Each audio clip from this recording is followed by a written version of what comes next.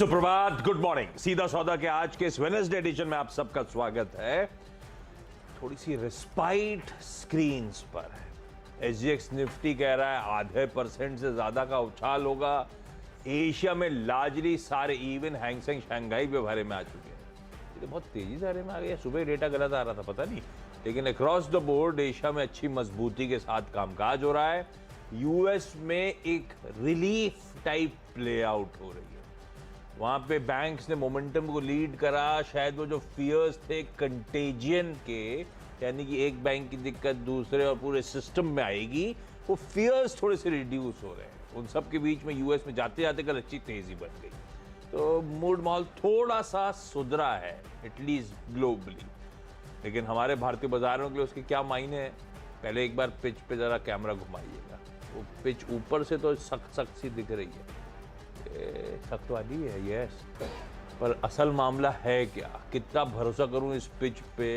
लपेटा मारने शुरू करूं या ऐसा नहीं लपेटा तो खैर किसी भी पिच पे मार दिया तो लग गया, लेकिन कॉन्फिडेंस दे रहा है एक कि ऐसा सब कुछ ठीक हुआ, लेकिन मुझे नहीं लगता ठीक हुआ। तो मतलब पिच ऐसी नहीं जैसी दिख रही है। हाँ, ऐसी है नहीं। देखिए, आखिरी घंटे में मार्केट ने वहाँ रिकवरी दिखाई, जिसकी वजह से आपको यूएस मार्केट ग्रीन में दिख रहे हैं। भारत के लिए एक बड़ा पॉजिटिव है जो क्रूड गिर गया है इतना, लेकिन क्रूड पे भी ध्यान कौन देगा? क्यों गिरा ये बहुत इंपॉर्टेंट है। वो भी इम्पोर्टेंट। तो इसलिए क्रूड गिरना कोई बहुत महान खबर नहीं है हमारे लिए। तो इसलिए मुझे लगता है कि पिच आज की ना आपको वैसे ही धोखेबाज पिच मान के चलना चाहिए। क्योंकि बॉन्ड यील्ड क्यों गिरा, मैंने आपको बताया कि हेज फंड ने शॉर्ट कवरिंग अपनी की है। अच्छा, तो बॉन्ड यील्ड ऊपर फिर चली गई ना 26 बेसिस पॉइंट, जो काफ़ी नीचे आ गई थी, अब वो 4.26% से ऊपर निकल गई। दूसरा ये जो है कि पूरा जो कहानी हुई ना कि बैंकों को सरकार ने सामने आके संभाला, कॉन्फिडेंस बिल्ड किया। अब सरकार पैसे लगा रही तो संभल रहा है बैंक वहाँ का। दूसरी चीज़, जो इन्फ्लेशन नंबर आया वो इन लाइन आया है जितना बाजार ने अनुमान लगाया था। लेकिन बाजार के अनुमान के बाद जब आप अंदर जाके देखेंगे ना, तो एक चीज़ इस बार अब कंफर्म हो गई कि लगातार 3 महीने से कोर इन्फ्लेशन स्टिक है एकदम, वो नहीं जा रहा नीचे वहीं पे खड़ा हुआ है। और उसमें सबसे बड़ा कंट्रीब्यूशन हो रहा है रेंट का। बहुत एक ट्रिकी सिचुएशन हो गई। हुआ क्या कि हाउसिंग गिरने लगा क्योंकि ब्याज दर 7% पहुँच गई, रेंटल बढ़ने लगी। रेंटल यही कल्प्रिट है। इतने ज़्यादा रेंटल हैं कि लोग नए मकान नहीं खरीदने, किराए पर रहेंगे, तो इसलिए वो नीचे नहीं आ रहा, वो स्टिकी हो गया। खाली एनर्जी अच्छा, फूड प्राइसेस में केवल वीट अगर आप छोड़ दें जो कि 17-18 महीने के लोस चला, बाकी कुछ नीचे नहीं है। तो फूड प्राइसेस और एनर्जी को आप हटा भी दें तो कोर इन्फ्लेशन स्टिकी है, ये एक कंसर्न है। मुझे जिस लग रहा है कि बेचारे पावेल साहब के सामने ना एकदम नींद हराम हो गई कि क्या करना क्या है। जेनेट एलन तक खुश होती होंगी, बच गई। मैं बच गई। अब मैं फाइनेंस मिनिस्टर बहुत हीरो बन रहा था ना। आप देखो, तो चैलेंज ये है ना कि क्या करेंगे, 25 बढ़ाएंगे, 50 बढ़ाएंगे, नहीं बढ़ाएंगे, बढ़ाएं तो बैंक की सिस्टम की ऐसी तैसी हो रही है। तो इट्स वेरी ट्रिकी सिचुएशन। इसलिए मार्केट, मुझे ये पिच हमारी जो है, ये मुझे ऐसा लग रहा है कि मतलब बहुत भरोसे के काबिल नहीं है। भरोसे के काबिल नहीं है, और ऊपर से एफआईआईज के एग्रेसिव शॉर्ट सिस्टम में और बढ़ते ही चले जा रहे हैं। तो थोड़ी सी दिक्कतें हैं। ऐसे में कुछ स्पेसिफिक स्टॉक्स लिए हैं। हो सकता है टीम में आगे कुछ ग्लोबल पिच को देखते हुए, ग्लोबल रिपोर्ट्स को देखते हुए इन ग्रीन कर दिए हैं, पर बहुत ज़्यादा भरोसा नहीं है। आपको वॉच आउट करना पड़ेगा।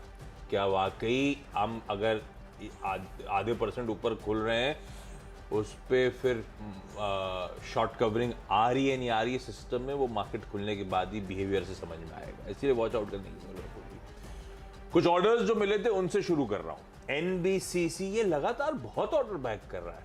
हालांकि ऐसा नहीं, ऑपरेट चला भी है स्टॉक, लेकिन बहुत ऑर्डर्स। मेरे को याद है वो मंथली अपडेट आया था, उसके बाद से झड़ी लग गई ऑर्डर्स की। कल फिर अपडेट आया कि इनको पुडुचेरी सरकार से मेडिकल कॉलेज और हॉस्पिटल के कंस्ट्रक्शन का वर्क ऑर्डर मिला है। 500 करोड़ रुपए में वो पुडुचेरी हॉस्पिटल बना रहा है। 500 करोड़ रुपए का वर्क ऑर्डर है ये। दूसरा, रेलटेल कॉर्पोरेशन के लिए भी बढ़िया ऑर्डर आया है। इनको सीडैक पूना की बहुत जानी मानी centre for development of advance computing, उसका जो नई दिल्ली और बेंगलुरु का आईटी इंफ्रास्ट्रक्चर है, उनके ग्रीन फील्ड डेटा सेंटर्स का, वो जो रेलटेल कॉर्पोरेशन को दिया गया है। 287 करोड़ रुपीस का ये बढ़िया ऑर्डर डोल आउट होता है। तो एनबीसीसी का 500, इसका 325 करोड़। तीसरा पीएनसी इंफ्रा किसी एनएचआई मेरे ख्याल से साल खत्म होने से पहले खूब सारे प्रोजेक्ट रोल आउट कर रहा है, तो रोज कहीं ना किसी खबर आती चली जा रही है। तो ये L1 डिक्लेयर हुए हैं, L1 डिक्लेयर हुए हैं। कोई भारतमाला वो परियोजना में बिहार सेक्शन है पैकेज 6, उसके लिए 1260 करोड़ रुपए की बोली लगाई थी, वो बिड इन्होंने जीत ली है। अब जरा नजर रखा करिए इन इंफ्रा कंपनीज पे। ये L1 की न्यूज आई है, कल को लेटर ऑफ अवार्ड की न्यूज आएगी, कॉन्ट्रैक्ट मिला। आप 2 बार एक ही खबर पे मत रिएक्ट करा करिए। L1 जब आ गया, इसके बाद किसी दिन ये फिर अपडेट आएगा कि हमें सरकार से 1260 करोड़ रुपए का ऑर्डर मिला, हमें एक्साइटमेंट लगता है दूसरा मिल गया है। दो बार क्यों नहीं रिएक्ट करना? अभी उसी में तो रिएक्ट करके तेजी करी, 1260 करोड़ रुपए के ऑर्डर पे मैंने तेजी करी, मतलब जो भी करा। अभी आप फेड के अनुमान पे रिएक्ट कर रहे हैं, फिर जब फेड करेगा तब रिएक्ट करेंगे। L1 डिक्लेयर हुए, फिर वो बोली जीती, फिर आएगा लेटर ऑफ अवार्ड, मतलब ऑफिशियली उन्होंने एनएचआई ने कॉन्ट्रैक्ट दे दिया, तो 3 खबर आएगी एक ही खबर पे। और उसके बाद आप जरा कॉशियस रहा करिए। उस प्रोजेक्ट के लिए पैसा सिक्योर कर लिया एक और। हाँ, फाइनेंशियल क्लोजर। यस, प्रोजेक्ट का तो वो चौथी खबर है। फिर जब प्रोजेक्ट हो गया तो कंप्लीशन सर्टिफिकेट, और अगर समय से पहले कर दिया तो बोनस हर खबर पर। तो भाई साहब एक ही खबर है यहाँ मेन, ये ऑर्डर मिल सकता है, अब ऑब्वियसली ये मिल जाएगा। तो अब उसके बाद देखिए, हमेशा देखा करिए जब अनाउंसमेंट आते हैं कि कितनी बार रेपुटेशन हो रहा है, तो हम लोग एक्साइट ना हो। अभी बस ऑर्डर पे शायद थोड़ा बहुत रिएक्शन आए तो आए। अच्छा, इस खबरें सारी इन्होंने ले ली, तो हमने सोचा कि अब ऐसे सेक्टोरल दिमाग लगाया जाए। तो मेरे को ऐसा लगता है कि हालांकि पिच में मानता हूँ कि बहुत ही छलिया टाइप की है, उस पर भरोसा नहीं कर सकते हैं आप, लेकिन शॉर्ट कवरिंग अगर कहीं आएगी, मान लो बैंक में आई, आईटी में आई, जो बहुत पिटाई हुई पिछले 2-3 दिनों में, तो छोटे वाले बैंक मुझे अच्छे लगते हैं। Federal bank, south Indian bank और एक फाइनेंशियल कंपनी है 5 स्टार बिजनेस। इन तीनों मुझे लगता है कि रखना चाहिए, क्योंकि ये इन तीनों के प्रदर्शन क्वार्टर ऑन क्वार्टर बहुत ही स्ट्रॉन्ग हमें दिखे हैं। आप चाहे फेडरल बैंक को देखिए, 19-20% की क्रेडिट ग्रोथ। कल उनके ईडी साहब आए तो बातचीत करके बड़ा मज़ा आया, बहुत ही कॉन्फिडेंट दिख रहे थे वो। वैसे ही साउथ इंडियन बैंक में देखिए आपकी बहुत ही बेहतरीन प्रदर्शन, वो क्वार्टर आफ्टर क्वार्टर कर रहे हैं, रिकवरी अच्छी दिख रही है उनकी, जो एनपीएस काफ़ी कम हो रहे हैं। और 5 स्टार तो एक्चुअली 5 स्टार है, बहुत ही शानदार कंपनी, बढ़िया प्रदर्शन इनका दिख रहा है। तो अगर शॉर्ट कवरिंग आई, मार्केट का मूड थोड़े समय के लिए अच्छा हुआ, तो ये बड़े के बजाय छोटे बैंकों पे ज़्यादा फोकस मेरा है। तो इसीलिए मुझे लगता है फेडरल, साउथ इंडियन बैंक और 5 स्टार फाइनेंस में आपको एक अच्छा मूव देखने को मिल सकता है। अच्छा, अगले में 2 लाल रखे। ऑयल इंडिया, क्योंकि क्रूड बहुत करेक्ट हो रहा है, जो उन्होंने अपफ्रंट मेंशन करा था। कल भी खाल $80 के नीचे कल आ गया था, 79.5 के आसपास था, 79.3 के आसपास। आज वो $78 के नीचे भी स्लिप हो गया। इस तरह से क्रूड ऑफ लेट करेक्ट हो रहा है। कल सुबह हम लोग कह रहे थे 2% करेक्शन, उसके ऊपर उतना ही करेक्शन फिर से क्रूड। तो ऑल इंडिया को मैंने रेट रख दिया। रिलायंस जियो ने जो प्लान ऑफर करा बड़ा अट्रैक्टिव है ना, जो फैमिली प्लान वगैरह आपस में, हाँ आपस में डेटा कंज्यूम करने के लिए प्राइस पॉइंट। तो वो बेसिकली अब तक हम रिएक्ट कर रहे थे भारतीय एयरटेल के एंट्री लेवल प्लान्स में प्राइस हाइक्स जो ले रहे हैं, या फिर entry level plans basically lower level plan से हटा के नए प्लान्स लॉन्च कर रहे थे, तो टैरिफ इंक्रीज ही हो गया एक तरह से। पर कल कॉम्पिटिटिव इंटेंसिटी फिर बढ़ने की बात है, और अब तक जो लिए थे वो एंट्री लेवल प्लान्स थे, सब वॉच आउट कर रहे थे 5G प्लान्स में क्या हाइक ले सकते हैं। अब वो थोड़ा सा जो इंटेंसिटी बढ़ रही है, मुझे लगता है इसको थोड़ा सा कॉशियस रहेंगे। अभी देखते हैं न्यूज़ फ्लोज कैसे आते हैं। आज मैंने रेड कर दिया है, हालांकि अच्छे मोमेंटम में सब ब्रोकरेजेस की पसंदीदा पिक बनी हुई है, अच्छी खबरों का फायदा ऑफ लेट बड़ा मिला है, तो आप सिर्फ वॉच आउट करिए। और एक मारुति सुजुकी ग्रीन रख दिया है, क्योंकि प्रमोटर जो सुजुकी मोटर है, उनकी कुछ बाइंग के इंस्टेंसेस सामने आए खुले बाजार से। कल मैं एक्सचेंजेस पे देख रहा था, अपडेट्स डिटेल में आए नहीं, लेकिन 10 से 13 तारीख के बीच में कहा जा रहा है खुले बाजार से 3.5 लाख शेयर्स खरीदे और अपना स्टेक बढ़ाया है कुछ, तो 56.48% पे पहुंच गया। प्रमोटर का स्टेक बढ़ाना जनरली पॉजिटिव लेना चाहिए, और अब समय वो आ रहा है कि इनके लॉन्चेस FY24 वाले सामने आने वाले हैं, उससे पहले इस तरह का मूव है, इसीलिए ग्रीन कर दिया। मारुति में इसी समय बताता हूँ, सिटी की रिपोर्ट है, क्या अपग्रेड है लगभग 50% का, 12,500 का टारगेट। बस चलो, वो प्रमोटर ने बाइंग करी इसीलिए ग्रीन रखा है। अभी धीरे धीरे बोल रहा था, अभी थोड़ा सा हाँ, जो मतलब 500 हटा दो तो 8,000 से सीधे 12,000 टारगेट। क्या कमाल 50% का अपसाइड हो गया ना। तो सिटी ग्रुप की रिपोर्ट अभी आगे दिखाऊंगा मैं, तो अच्छा अपसाइड इसमें दिख रहा है।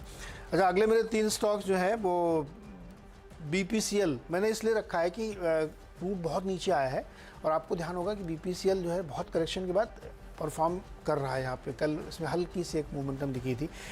तीनों जो PSUs है ना उसमें प्राइस मोमेंटम वाइज BPCL ज़्यादा अच्छा दिखता है, तो अगर मोमेंटम आया तो थोड़ा इसमें हो सकता है। 2 IT कंपनीज जो मिड कैप टाइप की हैं, कोफोर्ज और परसिस्टेंट, और इसमें इसलिए क्योंकि अगर IT में थोड़ी बहुत सुधार की गुंजाइश बनती है तो ये वाले स्टॉक बीटा जैसे बिहेवियर करने लगते हैं, तो इसको ध्यान दिया जा सकता है। लेकिन बहुत सावधानी पूर्वक रखें क्योंकि कई बार ऐसा होता है ऊपर जाने के बाद फिजल आउट होते हैं, जैसे परसों जो हुआ था मार्केट में। तो ये हमारे अगले 3 स्टॉक हैं। छोटा सा ब्रेक के बाद अगले 4 स्टॉक्स।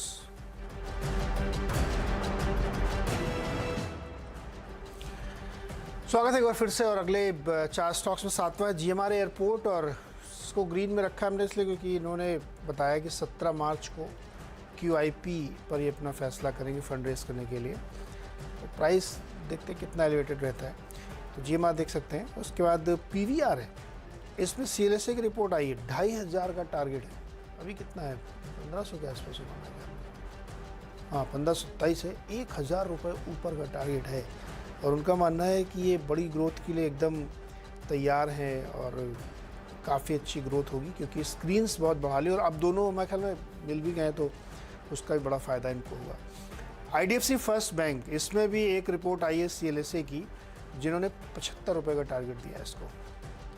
तो देखते हैं कैसा प्रदर्शन करता है। 54 रुपये का है, यहाँ से भी काफ़ी ऊपर के टारगेट हैं।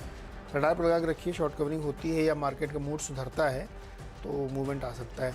और आखिरी स्टॉक है M&M फाइनेंस, इसमें भी आज बड़े बड़े टारगेट है, 315 रुपये का टारगेट है। मॉर्गन स्टैनली ने इसमें दिया 315 का टारगेट, 243 रुपये। अच्छे बड़े बड़े टारगेट हैं, देखते हैं इसमें क्या होता है। तो ये सारे इसलिए क्योंकि ब्रोकरेज रिपोर्ट्स इन पर बुलिश हैं, तो हमने कहा हो सकता है कि अच्छा मूवमेंट आ जाए। अच्छा, सिर्फ ग्लोबल क्यूज के तर्ज पे आज सुबह के लिए वैसे सबसे बड़ा सवाल ये है कि ये जो अगर मोमेंटम आना है, गैप अप मिलता है, रैली बनती है, तो क्या उसमें फिर से बिकवाली का प्रेशर हावी होगा, नहीं होगा? वो तो खैर खुलने के बाद ही पता चलना है, मूड कैसा सेट होता है। अभी बैठे हुए मैंने कुछ क्या करा, मैंने सुबह चैनल भी दिखाया था, इंटरेस्टिंग लेवल्स पे थोड़ा सा बाउंस बैक की तैयारी हो रही है, तो कुछ अच्छे पेडिग्री के स्टॉक्स मेंशन कर रहा हूँ जो एक्यूमुलेशन जोन में तो है ही है, ये तो हम सब जानते हैं। अब आज पता नहीं हारा में हो पाए नहीं हो पाए, लेकिन आप रडार पर रखिए। कई सारे कंसर्न्स के बीच में SBI ने अच्छे खासा दबाव दिखाया है। हम सब जानते हैं हिंदुस्तान रिलेटेड कोई इशू नहीं है, और वो मोटा मोटी एक जो दिक्कत आई थी अदानी वाली, एटलीस्ट बैंक्स के पर्सपेक्टिव से वो दिक्कत खत्म हो चुकी है, सब हम जानते हैं। तो अच्छे लेवल्स हैं एक अच्छे पेडिग्री के लिए, इसीलिए मेंशन कर रहा हूँ। मैं मान के चलता हूँ शायद हो सकता है आज ग्रीन में। ICICI bank likewise please screen पे रखिएगा। ICICI बैंक भी रीसेंट प्रेशर से कल की ट्रेडिंग सेशन में जब बाजार का मूड बिगड़ा हुआ था, इन ग्रीन बंद हो रहा था। इंटरेस्टिंग लेवल से दरअसल घूमने की कोशिश कर रहा है, इसीलिए इसको आज मैं ग्रीन रख के चलता हूँ क्योंकि आज थोड़ा सा मूड माहौल भी बेटर है।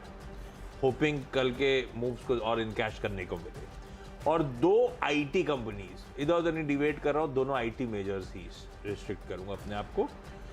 इन्फोसिस बढ़िया लेवल्स के आसपास खड़ी हुई है, यही 1400 के बैंड है जिसके लोअर एंड पे आके वापस खड़ा हो गया इस प्रेशर के बीच।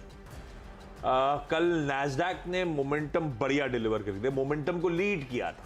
कल और आज के बीच में जो डिफरेंशियल ब्रिज करना है हमें, फ्यूचर्स में सबसे ज्यादा नैस्डैक का डिफरेंशियल जो ब्रिज करना है क्योंकि तेजी बहुत आई थी। इन्फी को ग्रीन रखा, इन्फी रखा था तो फिर TCS क्यों नहीं, दोनों दिग्गजों के साथ।